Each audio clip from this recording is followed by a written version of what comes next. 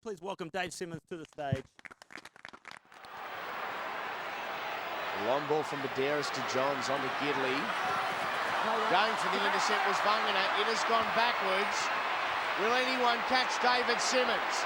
Look at this from Salkel coming from nowhere. Simmons had too much of a head start.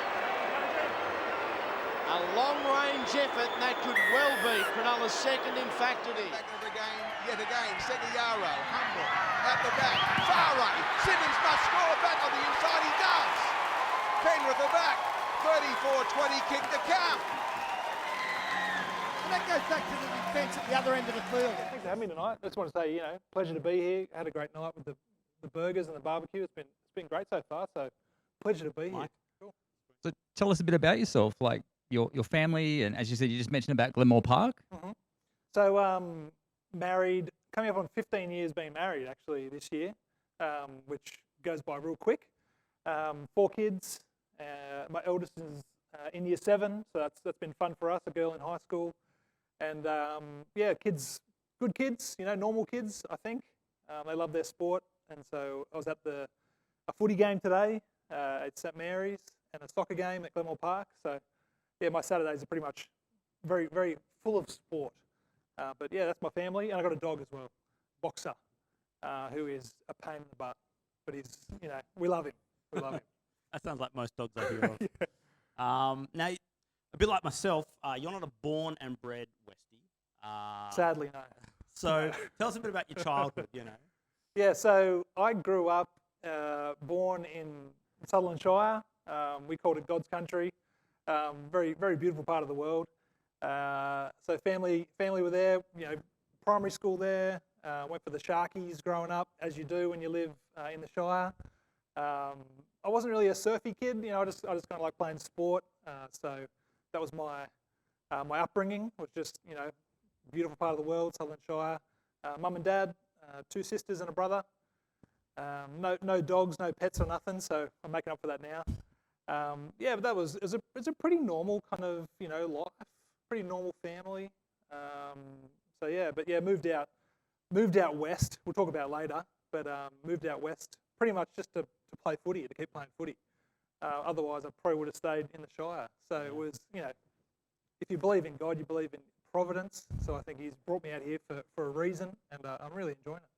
You mentioned belief in God there. In terms of your upbringing, was that a part of your sort of the Simmons household growing up? So it was, but looking back on it, it was just very much it wasn't a big part of life. My parents thought church was important, so they would take us. But there was a point in my life where I just pretty much said to my parents, I don't want to go to church anymore. Like, I don't like it. It's pretty boring. I've got nothing there for me. I'd rather play sport.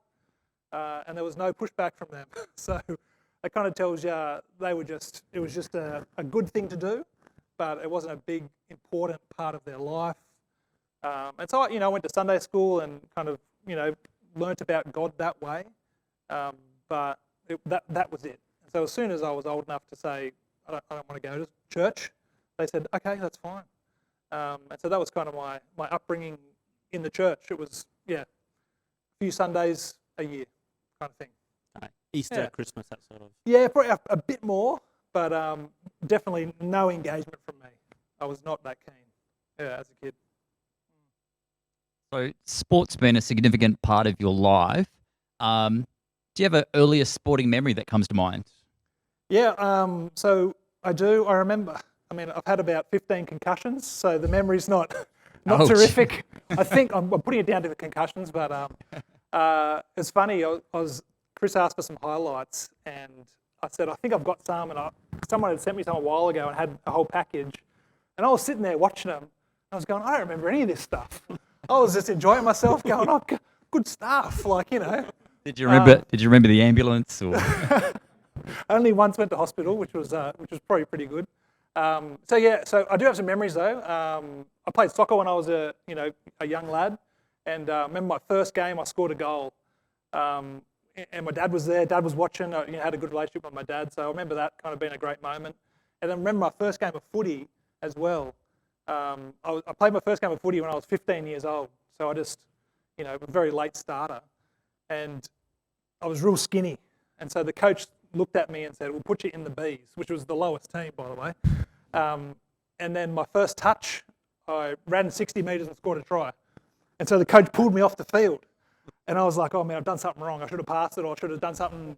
And he goes, "Mate, no, we'll put you in the A team actually." And so I played the top squad after my first game. So I just remember that being just a funny kind of, someone judging you by appearances and then going through. And so, yeah, late start of the footy. But I just remember those first games stick in my mind because I guess you're super nervous. Yeah. And then for good things to happen, there's some good memories there.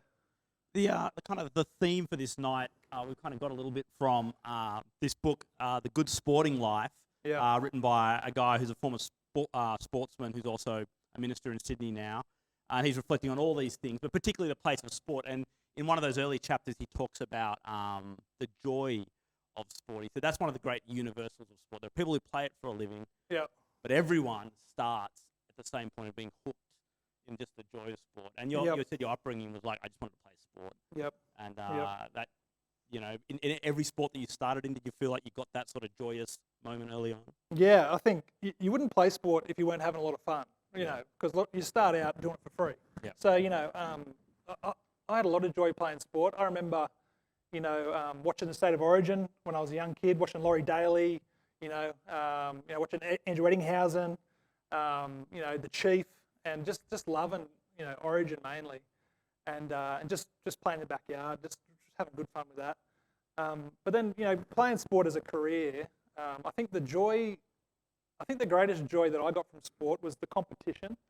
I just love give me any game, you know what I mean? Like, you give me a cup and a ball, and we'll see who can get it in the most. You know what I mean? Like, I just love when there's rules and there's competition and there's skill and just that challenge. And so I just love all kinds of sport. But I think what I loved about league and the joy I got from league was that it's just a full-bodied game. Like, it's your whole self, it's your heart, it's your strength, it's your mind, it's everything you've got. And a game is just exhausting. Like, it completely depletes you. And if you can come off that field knowing I've given it everything and we won, man, the team song is brilliant. The warm shower, the cold Pepsi. I didn't drink the beers, but there's a lot of joy in sport. And so I've always loved sport. I can't do as much now. The knees are not that great. The shoulder's not that great, so I can't do those kind of sports. But so I had a chat to my minister, and I said, "Do you think there'll be sport in heaven?" Just one of those questions, And he's like, "Absolutely. God gave us a body. I think there's going to be, going to be using it in heaven." So I was like, "Yes, that is cool." So I'm looking forward to that day. But won't there be rugby union? Isn't that the whole thing? Well, if you live in northern suburbs, maybe, but not in the west. So you said you're pretty late start of the league. But was league your first love? Like, once you kind of got a taste of league, that was kind of the one that you loved the most? Yeah, it's funny. Like I said, watching Origin growing up, my dad loved footy, so we'd watch footy together. But like I said, I was skinny, so soccer was more of a fit for me.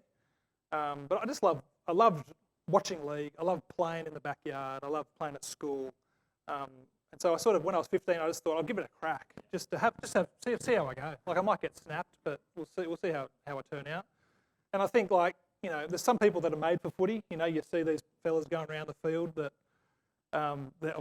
Josh Papali, Viliami Kikau, like, these dudes are made for footy because they're massive. I was not made for footy, so I had a lot of injuries, but that didn't stop me. I just thought that's just, you have to put up with that. Yeah. It was a love of mine, even though I probably wasn't suited to it. When did it become a viable option, like, professionally? Like, that was during high school? So it's funny how it happened. I never set out to be a professional athlete. I was sort of thinking about uni, I was thinking about work, I was thinking about my future. And I tried out for the schoolboys team, the combined high schools thing, and made New South Wales. So we played the carnival against Queensland and ACT, and I played pretty well. I got a hat-trick one game, and I thought, oh geez, like, I might make the Australian schoolboys. I never thought I was going to make that. And so they were picking the team for the Australian schoolboys, and they picked two other blokes ahead of me, and I was filthy. So I didn't get picked for the schoolboys. And they went and toured England and France, and they had the best trip. And I was, oh man, I missed out on that. But I went back to the Cronulla Sharks because I was one of their juniors. And the coach there, the second grade coach, kind of liked me and said, I'll give you a crack at second grade. I was only a 17, 18-year-old kid. And so I was playing against men, and I played maybe 15 games of second grade while these guys are touring around France and England, playing against boys, and I was playing against men. And so I learned so quickly, how to play footy in that period.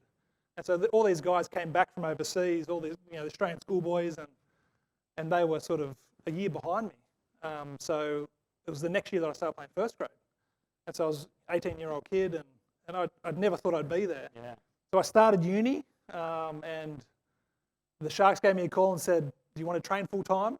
And so it was university psychology degree at the University of Wollongong or playing full-time for the Sharks. I was like, that's not a hard decision. So I went and trained full-time with the Sharkies and straight out of high school. And that's kind of where the career began. Wow. So 18-year-old making your first grade debut. Yeah. Tell us a bit about, do you remember any of the details? I remember that game. Yeah. I've replayed it in my head a few times. But I was on the bench. It was round 20-something. The Sharks weren't going to make the finals. We weren't going that well that year. Chris Anderson was the coach. I was on the bench. He put me in with 20 minutes to go. We were losing massively. I came in, first touch, sidestep, flick pass. Jared Anderson scored, coach's son, so, helped him out there. Game got pretty close. I think we hit the lead maybe. And then right toward the end, I was playing the centres, missed a tackle, they scored, we lost the game. But I thought, wow, what a great debut, 20 minutes, started the comeback. Oh, this is terrific. Family was in the stands, went and waved to them, and it was so good. Went to the sheds, and the coach just tore shreds off us. And particularly me, he pointed me out and said, Simmo, you missed that tackle. And I was like, 18-year-old kid, first game. I thought, right, yeah, this is first grade.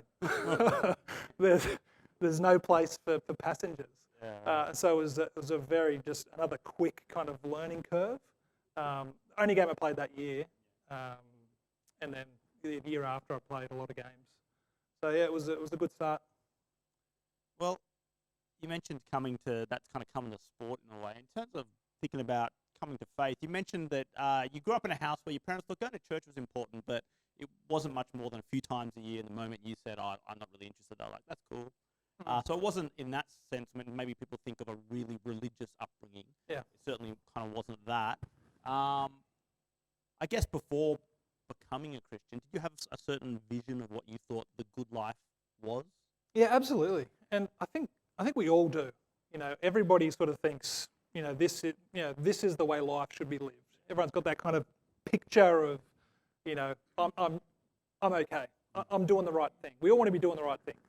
And so for me, it was just, be the best person you can be, kind of thing, and just be good to other people. Don't hurt other people. Just be good to them. And so I was thinking that is, from my limited church experience, I thought God's happy with that.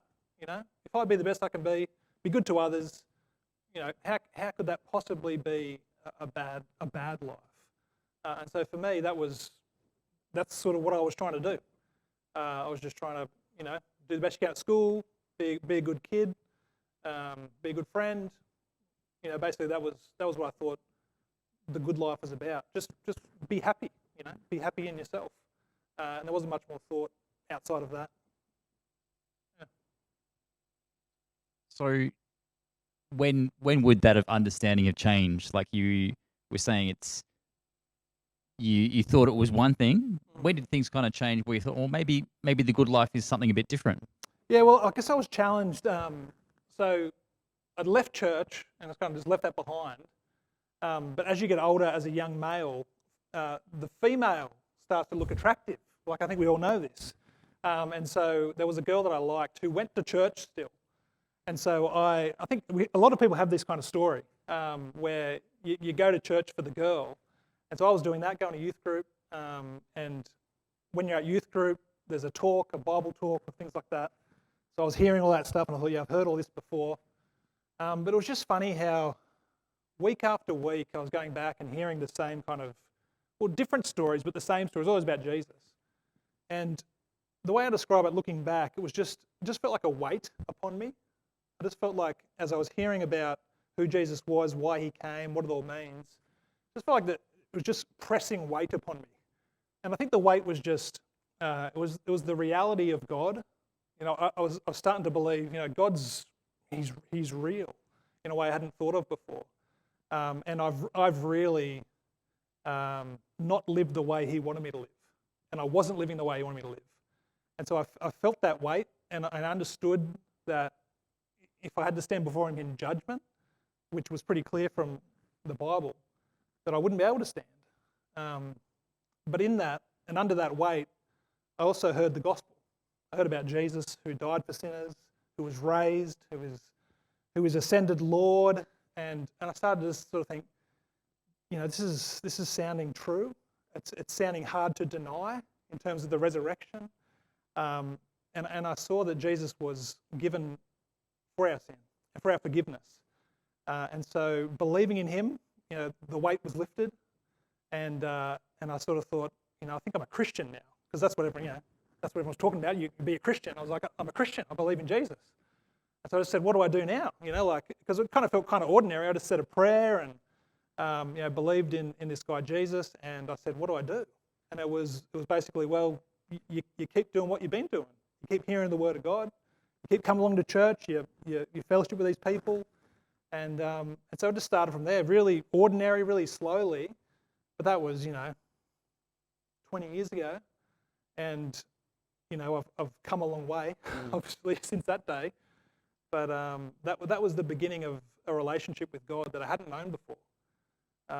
And so, yeah, my perception of the good life changed from that point. The good life was knowing God and being in a right relationship with him.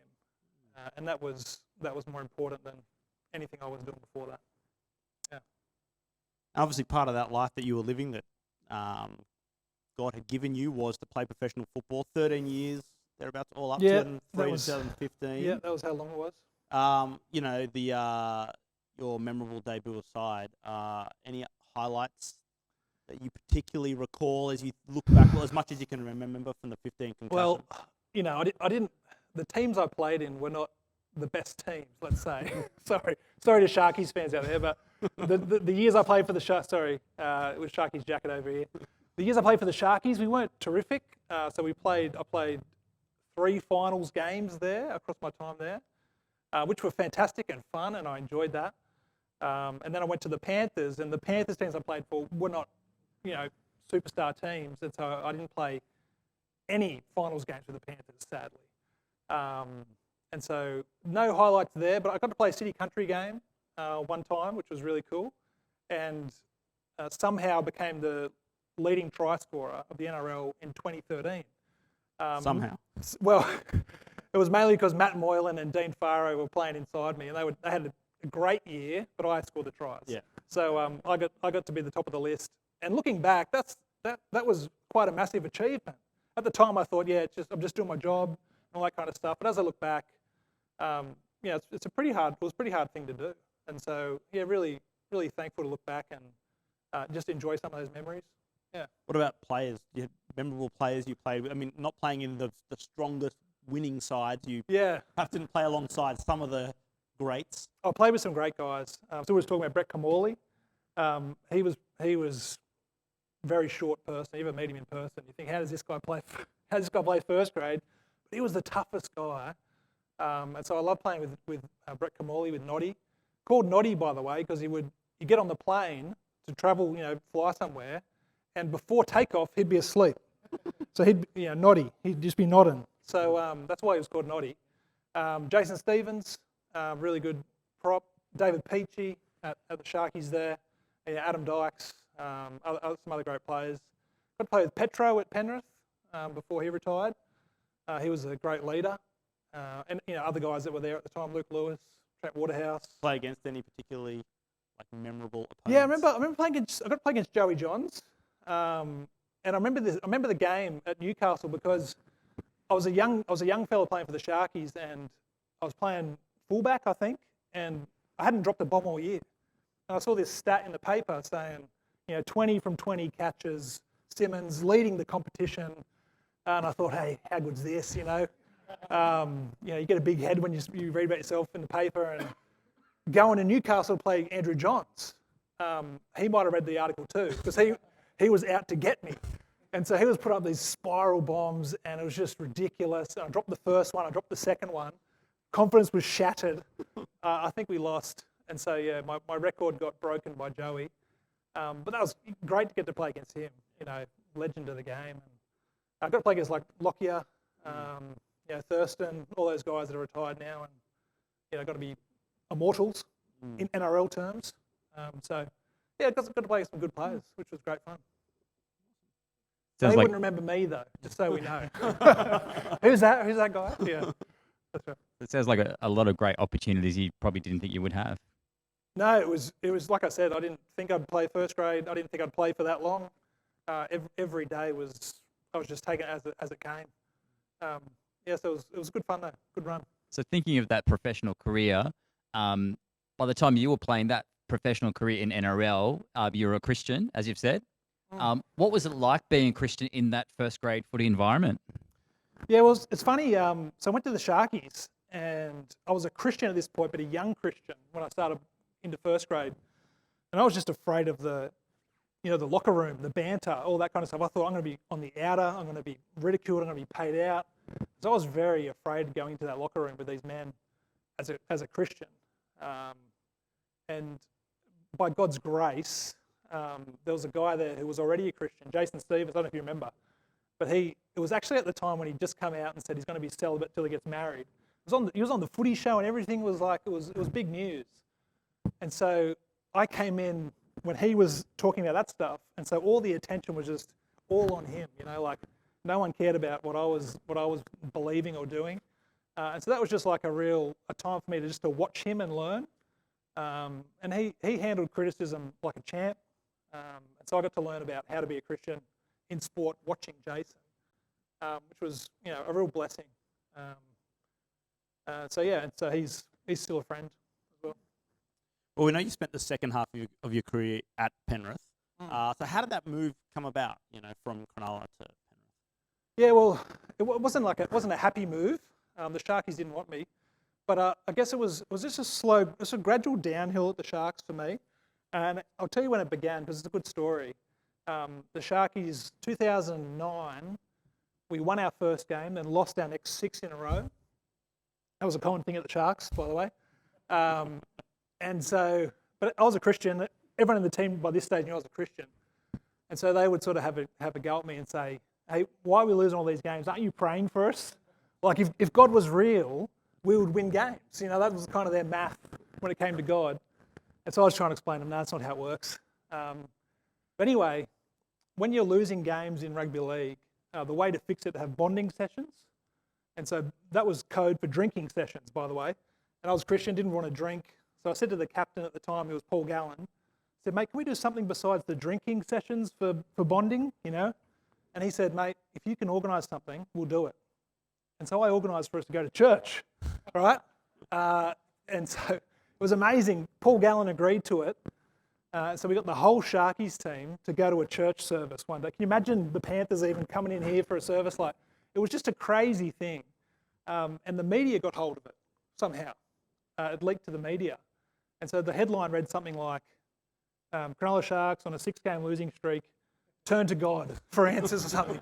And they go to church. And so me, young Christians, sort of still youngish Christian at the time, I thought, this is your chance, God. This is your chance to show yourself to the world, because if the Sharks can turn the season around, win the comp, it'll all be back to this and everyone will go, God is real, kind of thing. And I was thinking, this is it. And so anyway, went to church, played the next week, lost again. Played the week after, lost again. So we lost 8 games in a row. And then I got cut from the team as well. Didn't play again that year, pretty much. Got a bad injury. And so at the time as well, I remember thinking, like, what is God doing? Like, I was sort of asking him, I said, God, what are you doing? Like, what's going on? because I was praying that things would go well and, you know, wouldn't be injured and, you know, and God would save people and show him, and it just wasn't happening. I was thinking, what are you doing? And so I had a bit of a crisis of faith. Ended up, the Sharks said, we don't want you anymore, we're not going to give you a contract next year. So I, you know, had a manager, he was talking to other clubs. No club wanted to take me. Went and spoke to Matt Elliott, who was the Panthers coach at the time, and he said, yeah, we'll give you a crack. So he gave me the minimum wage for an NRL player, you know. He said, we'll give you minimum wage, you come out and you can have a, you know, see how you go, kind of thing. So it was like a bit of a second chance. It was reboot. like they weren't expecting much, Yep. but they were just, you know, good to have a backup winger, you know. So went out to Penrith. That's how I ended up going to Penrith. So how'd the reboot go? So that season, I remember coming to Penrith 2010, and you know, it was kind of like, imagine the Rocky music playing in the background. I was thinking, I'm going to resurrect my career, you know, like, so just montage of me training through the pre-season, getting stronger, getting faster, kind of all this stuff, and I was actually really fit and ready to go. And the first trial match, I was having a cracking game. Like, you know, I don't like to give myself a rap, but I was playing well. And I went over and scored a try, and totally busted my shoulder, like bones clicking, snapping, and had to get a 16-week surgery. Was the short end of the story. So that season was done. So my comeback season was totally ruined. And so I only had 1 year to go on my contract because I got a 2-year contract. So I had 1 year to go. First year gone, nothing happened. And so I was thinking, this is probably the end of it. And you know, you think as a Christian, you think, you know, God can do anything. God's in charge of everything. So he's in charge of this. So what's he doing? What's going on? So that continued the downward spiral in terms of just not loving life, not loving footy, not getting that joy out of sport. Yeah. And just not really knowing what's going on. And it's interesting hearing you say that, because you and I have talked a bit about this before. That kind of intersection of your growing maturity in being a Christian believer, you're now, you know, several years into a footy career change. I guess downward spiral, bit of a significant term to use. When did you start kind of really understanding, maybe taking faith and footy together seriously? I mean, it sounds like you took them pretty seriously if you convinced the entire Cronulla Sharks team to go to church as a bonding session. But in terms of, I guess, where your career was at its downward trend, when did you kind of start taking those things seriously? Yeah, so I guess at that point, like I was a converted Christian. I was genuine in my faith, but I guess I just thought I need to take belief and following Jesus seriously. Like, because up to that point, I was, but I just thought, if you're going to say you believe in God who is good and sovereign and you know, does good for his people, you got to live like that. Because I wasn't living like that. If I won a game of footy, I'd be happy. You know, I'd be a happy dad and a good husband. And if I lost a game of footy or I got injured or something, I would just be a terrible person to be around. I wouldn't sleep at night. You know, I'd just stay awake. You know, eating Maccas, watching movies, and just be a generally grumpy person. So I was very much riding on, you know, the consequences of a football match, rather than, you know, who I am as a believer in Jesus. And so I just thought, I thought, I can't keep going like this. Like, there's got to be more for a follower of, you know, the God of the universe. Their life can't look like this. And so I thought, I've got to see what the Bible says about life as a Christian. Like, what is God doing? You know, what is he doing in the life of Christians? How does that relate to footy? I thought, I've got to take it seriously. And so it was a pre-season there. It was actually the end of the 2012 season before the 2013 season. I just thought, I've got to spend some serious time in the Word and just be thinking about this kind of stuff. And so I guess a passage I centered on that I would just share was Romans 8:28 to 32, little passage. It talks about how God works for the good of those who love him. You might know the passage if you've been around church for a while. If you haven't, that's pretty much saying that God controls all things, and as he controls all things, he works for the good of those who love him, or he works for the good of his children. Those are his children by faith in Jesus. And so that's a massive promise. You know, you think, wow, So I believe the Bible's true, and I believe that was true. I thought, how is that happening when I'm playing bad footy or I'm getting injured and I'm not sort of enjoying life as a Christian? What's going on here? And so the next verse is so helpful because it tells you the good thing that God is doing in your life. And it says that you are being conformed to the image of his Son. So the good thing God does for Christians is he makes them more like Jesus. And if you know Jesus' story, he lived a life of suffering. He lived a life of rejection, and he was crucified. And so as followers of him, we can't expect life to be, sunshine, rainbows, and unicorns. There's going to be suffering. But through all that, God is actually doing a wonderful thing for us. He's making us more like Christ. And more than that, he's preparing us for life with him eternally. And so that just gave me massive perspective on life. I was looking at life like this, and looking at God like this. And that passage and other parts of Scripture just blew God up for me. He was big, he was great, he was good, and he was doing good things for me. And so that just changed my whole perspective on life, but particularly how I approached football. And so I guess I went in with the mentality then of saying, whatever happens, God's working for good, and it's going to turn out for good, no matter what it is. And just in that I had a great freedom and a wonderful joy. And a joy that didn't depend on winning or losing, a joy that didn't depend on being healthy or being injured.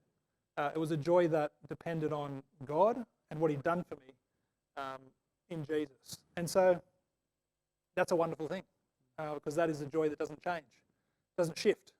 You still have hard days, you still struggle, but there's the Apostle Paul calls it, you can be sorrowful but always rejoicing. And that's the wonder of knowing God the way I know him. And so, I went into that season just quite happy, And as it turned out, as we said, it was a terrific season, like top try scorer that year, and just really enjoyed playing football that year. Had a good year, no injuries really, and I thought this is fantastic. People might say to you then, well, of course, Dave, God works for the good of those who love him. And then you're like, yeah, very next year that you really took that seriously, top try scorer.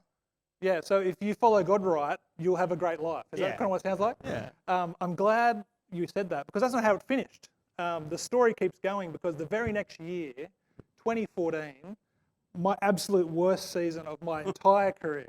Like I'm talking, I got injured almost every second week. I went through all the injuries one day. I had about 12 different injuries, kneecap dislocations, shoulder dislocation, concussion, sprained ankles. I had a terrible year. Didn't play that well either. The Panthers made the finals that year. I couldn't get picked in the team. So I was really struggling. But God was the same. And my joy that I felt in him was the same. And the freedom I felt playing footy was the same. And so I'm really happy the story kind of ends, on a down note, let's say, on a footy down note. But it wasn't a personal down because, I knew this relationship with God was all I needed. And so I quite happily took the 2014 season just as I took the 2013. And it's because of who God is. And then the next year was my last year, and that was up and down a bit, but it was okay. But I was sort of on this trajectory of I want to live my life for God, Yeah. So, as you were talking about growing as a Christian and maturing and thinking of things in that new way, what difference did that make for that last part of your professional career? Yeah, well, like I said, it was just I don't know. I used to run into the field just extremely nervous because you don't know what's going to happen. You don't know if you're going to look like a chook out there because people are watching. You don't know if you're going to get hurt. You don't know if it's going to be your last game, all that kind of stuff. And so I would play with a lot of fear. And then I guess after sort of just getting that better perspective, that stuff didn't matter. And so I could actually run to the field and just soak it up, just enjoy the atmosphere, give thanks to God, and enjoy the game, whatever happened. And so it was just a real, and I think it's something you can apply to all areas of life. You can apply to work and family and, you know, your future. You can be free with that because it's in God's hands. And so, yeah, it was a good way to finish. I was happy I finished my career that way, because, yeah, it's being anxious and nervous about it all the time is just not a lot of fun. I think in a moment or two, if you've got a question, anything Dave said about his career, about his coming to faith and then living that out, feel free to chuck your hand up and ask it. And I guess while you kind of give you a moment to ponder that, just briefly, what are you doing right now, Dave? Yes, I've had a few chats tonight with people, but I'm working as a minister, kind of like I'm the Chris of Emu Plains, could we say? I don't know what Chris does here, but I think I do the same kind of stuff out at. That means I can say I'm the Dave Simmons of Minchinbury. I think you do. Do you do a good job here? Because I try. I don't know, Mike. I like to think I do a good job out there. So I'm an Emu Plains, assistant minister out there. Similar church to this, as we've spoken about, and yeah, I love serving out there. So that involves, you know, you do the preaching. I work in the kind of connecting evangelism kind of area, so we want to share the gospel with people in our area. I really enjoy it. I think it's great work. It's hard work, but it's really rewarding work. So yeah, minister of the gospel now is my new job, role, whatever you want to call it. Yeah. So yeah, that was after college. We sort of crossed over at college, which was another fun time of life. Oh yeah. So looking back, are there parts on your footy career that you miss? Yeah, you miss you miss the challenge. So I love watching the Panthers play at the moment, obviously because they're winning. But it's good to watch the young kids come through and start playing well and enjoying, you know, winning and scoring tries and playing well. So you miss that kind of the achievement that you get from it. It's a massive adrenaline rush, so you get addicted to that. So that's kind of, you can't replicate it. A lot of guys when they retire find it really difficult because of that kind of thing. It's like, you know, going off a drug or something, I guess. And so they really struggle with just purpose in their life and trying to find challenges, things that sort of give them that same rush, and you just can't find it. So yeah, you miss that, and I miss that too. But yeah, it's like I said, you know, there'll be hopefully a rugby field in heaven, and we'll, you know, get out there and have a crack. Yeah. But yeah. Do you have, I guess as a final question, and maybe this is in sync with the somewhat downbeat of your end of career, do you have any regrets about, you talked about, you know, you didn't win as much or make as much representative footy as you maybe would have liked. You had your injury times, all that sort of stuff, the move from Cronulla to Penrith at the time. Do you have any regrets that kind of sit with you from time to time? Yeah, this is probably a good place to end because I have regrets. My main regret is I didn't play like a Christian, I don't think, when I was playing. Well, I don't think I put a good Christian light forward as I was playing, if you'll put it that way.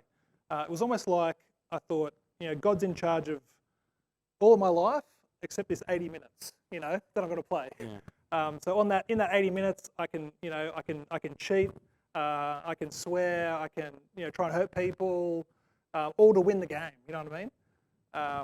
And so looking back, I kind of regret playing like that. I would have liked to have played like a Christian. So yeah, I look back and, you know, and this is the thing about being a Christian. When you start following Jesus, you're not perfect. You're not even close. You by God's grace, you'll make gradual progression in some areas, but you know, you don't become perfect. And so, being a Christian is about repenting of living life your own way without God to living life with God and the way He says. But that's a lifelong thing. And so, but the great thing is it doesn't depend on your performance. You know, your relationship with God does not depend upon your performance. It depends upon what God has done for you through Christ. And so that's a beautiful thing, because even though I was a bit of a terrible Christian on the field, didn't mean that God disowned me. I was still His child. I was still loved. I still had a place in heaven. So yeah, you can struggle through life that God's going to hold on to you. And so it's a beautiful thing. But I do regret. I would have liked to have, not sworn so much, maybe. I turned into this sailor on the field. I don't know what it brought it out. It was just the way that, I don't know, just sport brought it out in me. So yeah, that's a regret, because my teammates remember that and they sort of think, hey, aren't you meant to be a Christian? And you do these things on the field, and so it kind of didn't help, didn't back my words up sometimes. So yeah, that's a regret, but I think it also expresses a lot about what it means to follow God. That doesn't depend upon your performance, but on what He's done for you. I think that's a helpful way just to think about life being good or not good in terms of our way that we look back on it, the way we're experiencing it in the moment, the way we look forward to the rest of our life. I don't know if anyone has any particular questions for Dave, anything that he said. Feel free just to chuck your hand up. He may not remember salient details of his career, but Definitely won't. But if anyone wants to do that, feel free to chuck your hand up and do that. And if there aren't any, I'll hand over to Paul shortly, and he'll kind of wrap things up. Oh, Reese. Yep.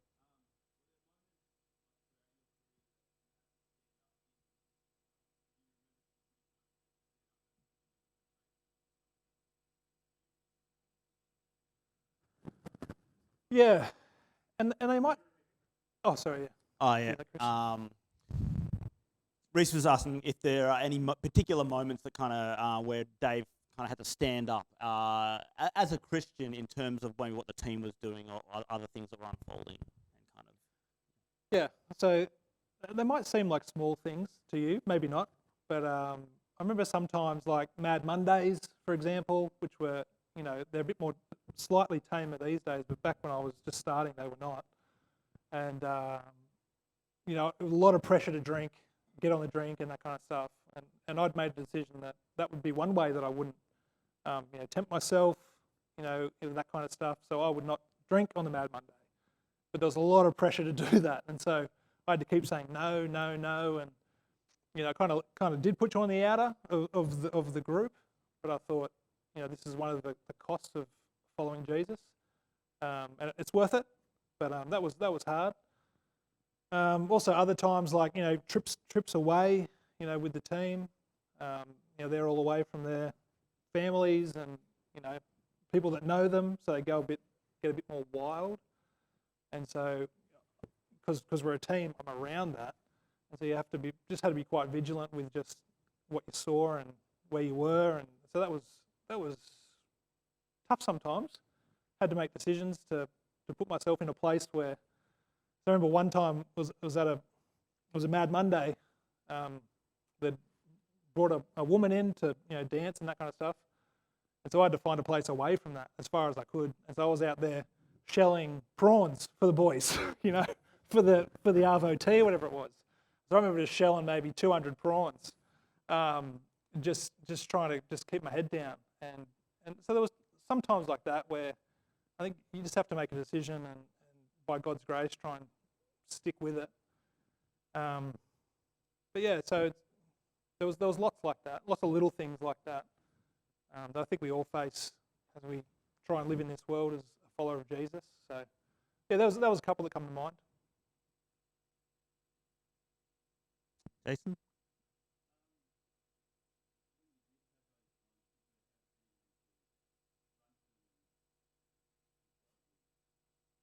Other teammates. So Jason said when you did have those times, do you have anyone you could run to, confide to, support? Yeah, there was not a lot of Christians in rugby league. There was a few. I had like I said, Jason Stevens was great, but he retired. Then there was a guy, Joseph Paulo, who I played with, who was a Christian. So anytime I had a Christian friend with me, it was that much easier. It might be what you're getting at. Having a brother with you you're twice as strong. You might be 3 times, 4 times as strong just to have someone there with you. But that wasn't always the case. So it was just you and the Lord, which is enough. But it's so nice when you got a brother, which is why God's said meet together. strengthen us. Yeah, I was going to ask that off the back of Yeah. that, in terms of what kind of role just going to church as much as you could played in what Jason was asking. Yeah, so church was massive. I had a good, always went to solid Sydney Anglican churches. Let's say they were really solid, gospel-centered churches, and I got a lot of support from them. Always had the small group happening during the week that I tried to get to as much as possible, and occasionally we'd have like the God Squad, in a team with a chaplain and things like that, and they worked out pretty well. So you had support, absolutely, and you need that.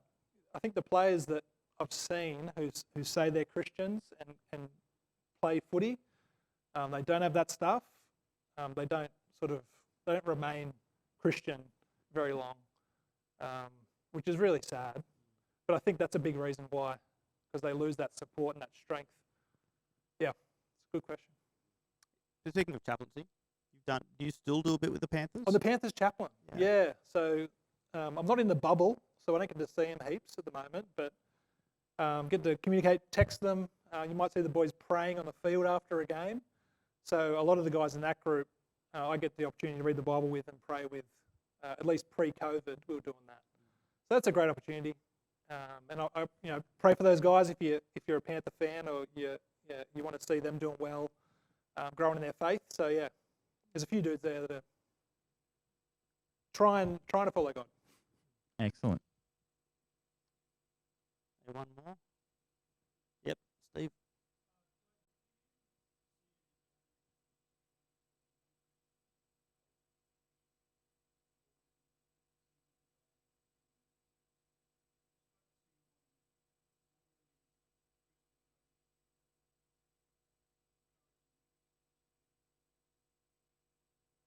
Yeah, that's a really good question. Oh, so you want to repeat? I'll just repeat it. Just do you see any value in telling non-Christians to live the way that Christians are supposed to live, you feel, or is it better just tell them the gospel, live it out yourself?